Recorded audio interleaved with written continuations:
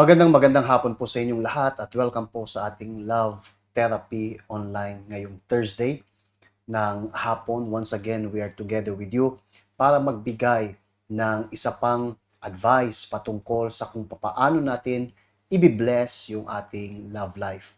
Dito kami uli sa inyo ni Marge to be used by the Holy Spirit para magbigay sa inyo nitong advice na to na once nilagay into practice, siguradong magdadala ng blessing sa buhay natin.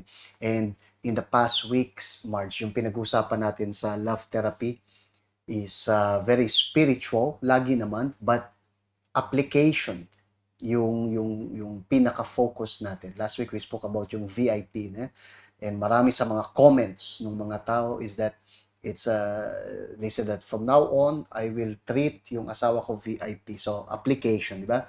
And it's not easy. Marami nagsabing it's not easy, lalo na kung ang believer pa nga yung asawa. Pero ang salita ng Diyos magiging effective lang once na talagang i-apply. Kahit mahirap, pero dapat nating i-apply. Yeah, yun nga yung pinakang susi ng pagbabago, right? Na kung gusto natin na really magkaroon ng blessed na family, all we have to do is really follow kung ano yung mga advices na binibigay sa atin ng Espiritu Santo.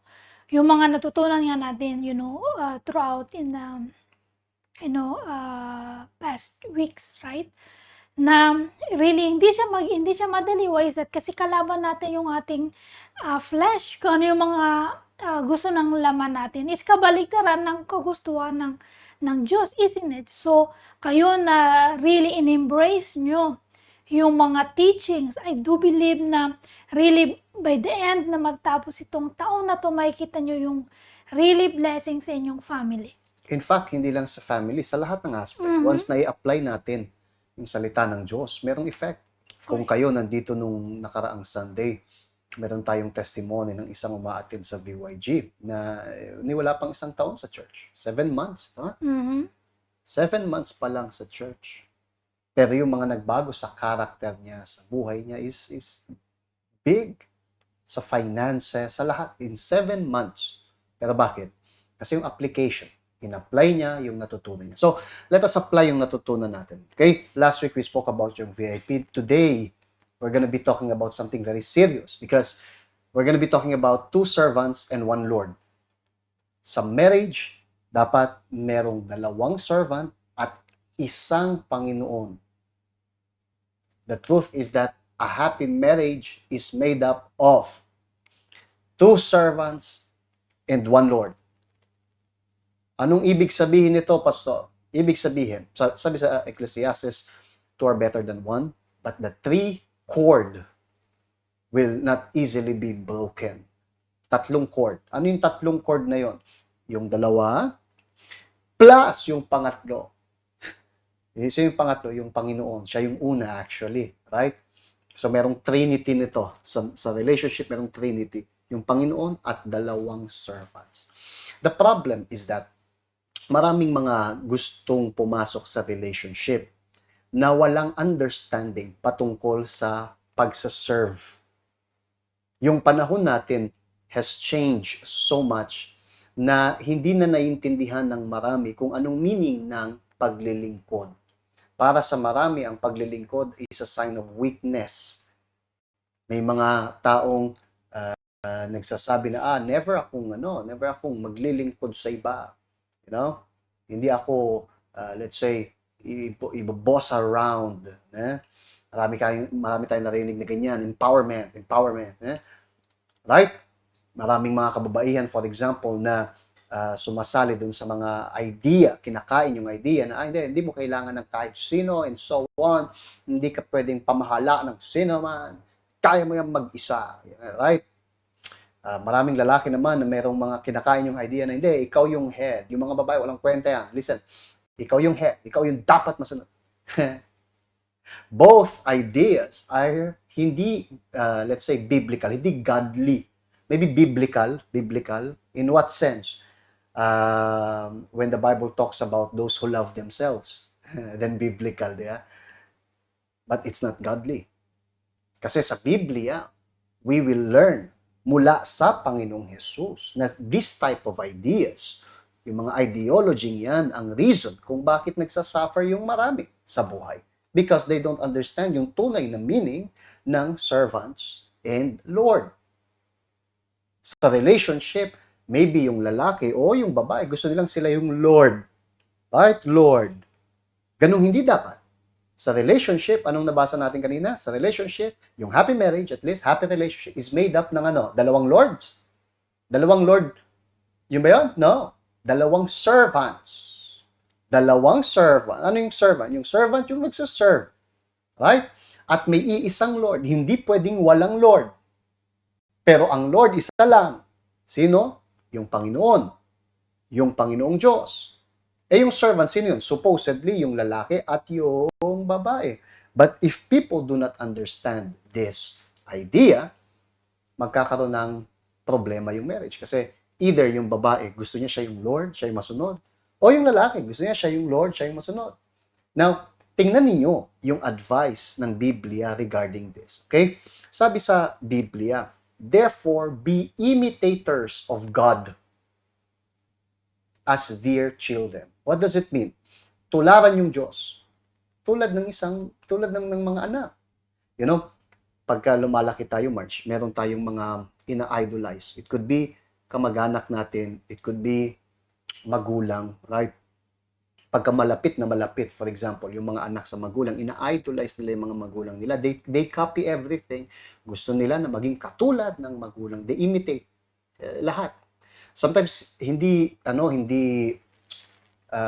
pwersahan, hindi purposefully, pero nakokopya nila kung paano manalita. They idolize so much yung kanilang mga magulang o kung sino man, na kinokopya nila even yung pananalita, pananamit, and so on. It happens. It happens. Now, sa Biblia, sinabi na tayo daw ay dapat maging imitator. Nino? Ng Diyos. Kung tayo ay mga anak ng Diyos, ang tutularan natin, ang gagayahin natin ay ang Diyos. And then you ask, pero Pastor, paano ba tinutularan ng Diyos? Anong dapat gayahin sa Diyos? Paano yun? Let us understand. Sabi, walk in love as Christ also has loved us and given Himself for us, an offering and a sacrifice to God for a sweet-smelling aroma. What does it mean? Pinapakita dyan sa Ephesians. Kasi ito yung second verse na. Una, sinabi niya, gayahin daw yung Diyos. Sa paanong paraan? Sabi, walking in love as Christ also loved us and given Himself for us. Bilang offering, bilang sacrifice. Anong naiintindihan niyo dyan? Naiintindihan natin, March, na si Jesus, anong pag-uugali? Anong ginawa ni Jesus nung nandito siya? Ibinigay niya yung sarili niya. He served. Siya yung Panginoon. Siya yung Diyos. And yet, hindi siya pumunta sa mundo para paglingkuran. Hindi siya pumunta, dala-dala yung title ng Panginoon. And then, sinabi sa lahat, listen, ako yung Panginoong Diyos. And lahat kayo, dapat kayong maglingkod sa akin. No.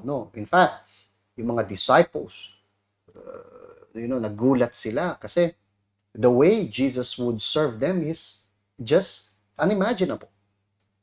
Pinaglingkuran sila ni Jesus. Ibinigay ni Jesus. Sabi niya, binigay ko yung sarili ko sa inyo, yung buhay ko sa inyo. Walang ibang plano si Jesus, but yung plano na tulungan yung mga tao. He never thought of Himself. Yun ay service. Look at this. Siya yung Panginoon. Supposedly, hindi niya gagawin yun kasi siya yung dapat paglingkuran. But no. Binaba ni Jesus yung sarili niya to serve. At nung nag-serve siya, sabi sa Philippians, yun yung reason kaya siya itinaas ng Diyos. Dahil na kaya niyang maglingkod, so itinaas siya ng Diyos. He became Lord of Lords. Wow! Dahil sa pag-uugaling yan. But you see kung ano yung dapat tularan? Kung si Jesus na Panginoon na kaya niyang maglingkod sa mga taong hindi deserving, hindi tayo deserving, and yet naglingkod, binigay niya yung sarili niya. Yung sabi, di ba? Given Himself. Loved us. Given Himself. Hindi yan pinilit sa Kanya. Ginawa niya out of love. Hindi sapilitan. Yun yung dapat nating tularan. Now, bringing this a relationship, how many couples, how many marriages ang, let's say, tuyo, hindi masaya because they don't give themselves. They don't submit themselves. Meron silang hold back. Meron silang mga itinatabi. Ayaw nila, ang iniisip nila yung kabutihan nila, hindi yung kabutihan ng asawa nila, yung pinakasalan nila. Iniisip nila na magpapasaya sa kanila, kung anong magpapasaya sa kanila. May mga gusto nga magpakasal na yan yung reason. Bakit gusto magpakasal? Para oras na para maging masaya ako, so maghahanap ako ng taong magpapasaya sa akin. Ayan, naghahanap ng parang papaglingkuran ang sarili. At yan yung mga tao na magiging miserable. Kasi they don't know how to give. How can you receive something na hindi mo alam?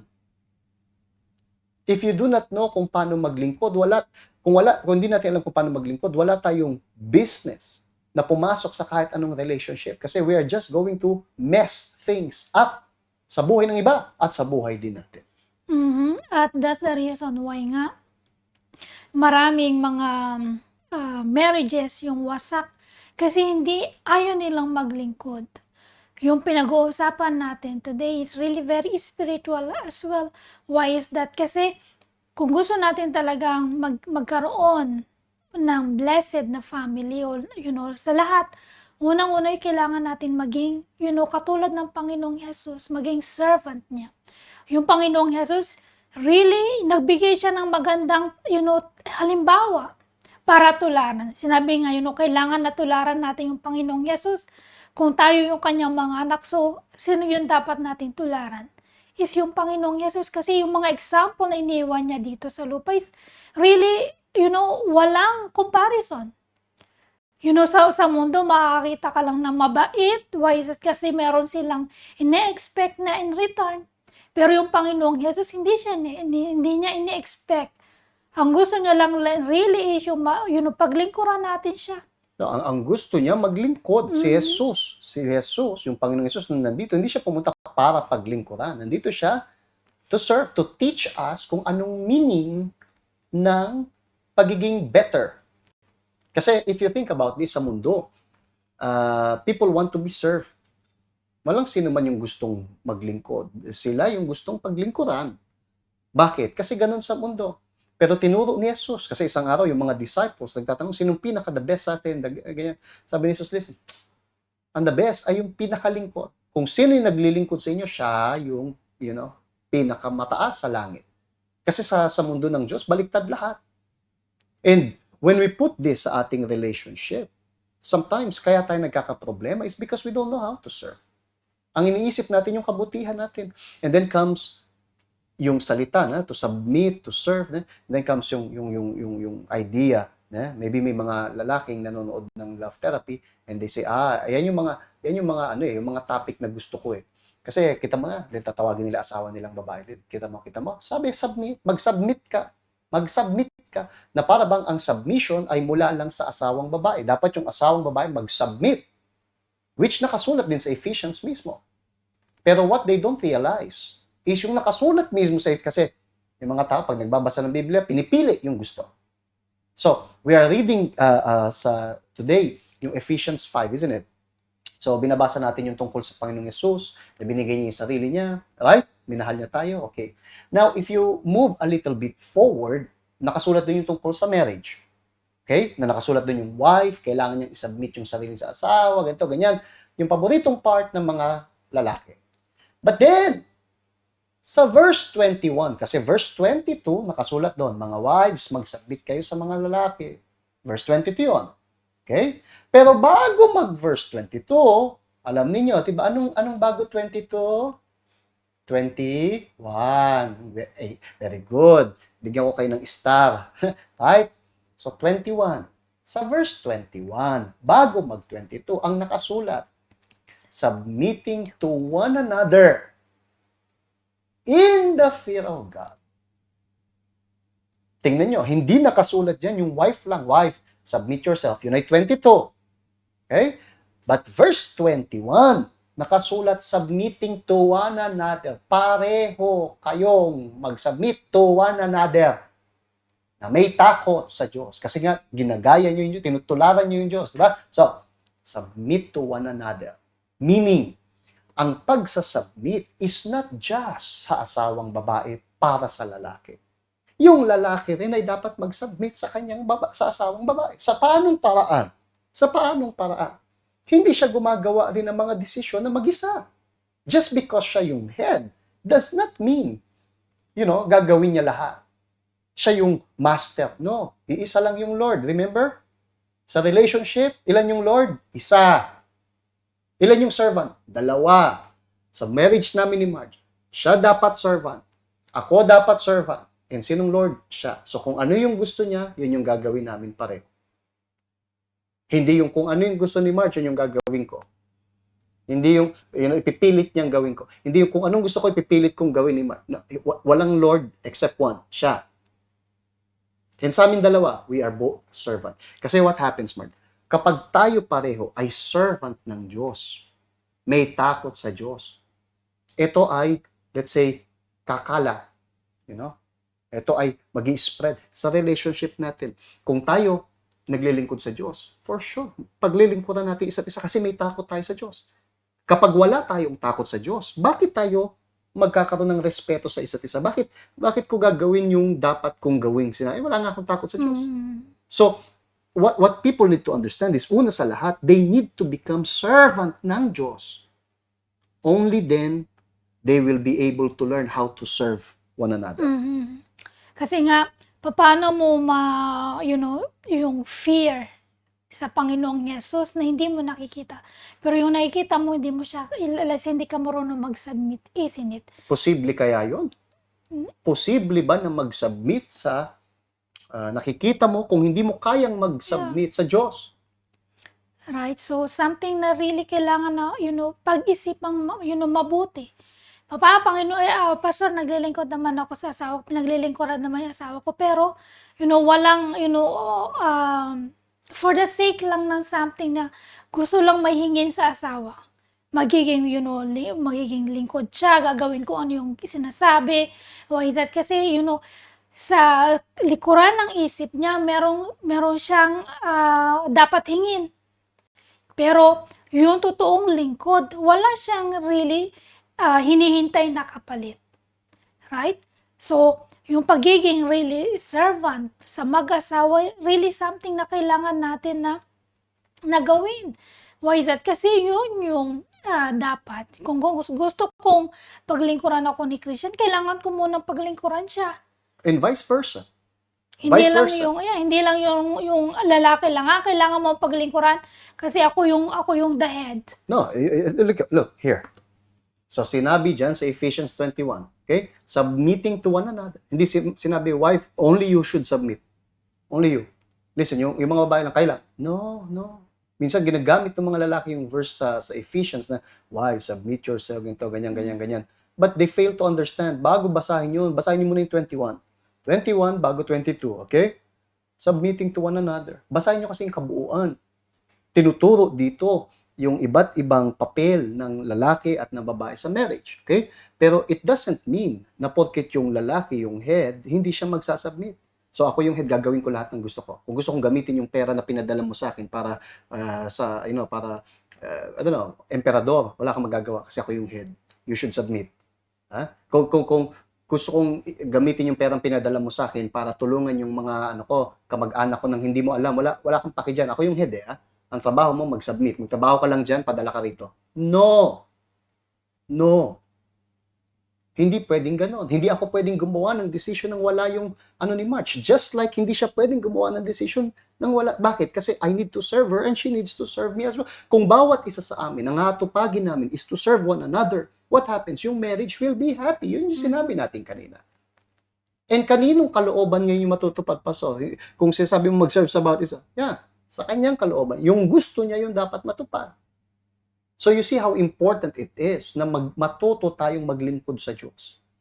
Pag tayo hindi lingkod sa Diyos, hindi natin makakayanan. Hindi natin alam kung papaanong maglingkod sa asawa natin. We cannot. Kasi hindi natin alam yung meaning. Sa mundo, yung paglilingkod dyan, peke. Like sabi nga ni Marsh, naglilingkod sila kasi may gustong kapalit. Pero hindi ganyan yung paglilingkod na tinuro ni Jesus sa atin. Ang paglilingkod na tinuro ni Jesus sa atin na gawin, sabi niya, gayahin natin siya, is very divine. You know? Right? Kahit hindi deserving. Tulad nung sabi natin last week, March, diba? VIP treatment. Kahit hindi deserving, andun ka. Andun ka. Is it easy? No. No. Kasi lahat tayo nga may ego, lahat tayo, yeah. But, kung tayo ay willing na mag-serve sa Diyos, my friend, for sure God will help us. Okay? Learn that, alright? So remember, yung ating pinag-usapan, happy marriage is made up ng ilan daw? 2 servants at isang Panginoon. So if you would like na isulat sa comment section kung anong natutunan nyo today, you can write it down and for sure, makakatulong to sa marami. Okay? Share this link sa lahat. Kung di pa kayo nagsasubscribe, mag-subscribe kayo. If you want to visit yung church, you can visit us. Don't forget that this coming weekend, yung ating event, All Answers event. Parating na si Bishop bukas, Bishop Rando, and makakasama natin siya this weekend. Okay? So make sure na kayo ay ready para sa event na yan. Alright? May the Lord bless you all abundantly and see you uli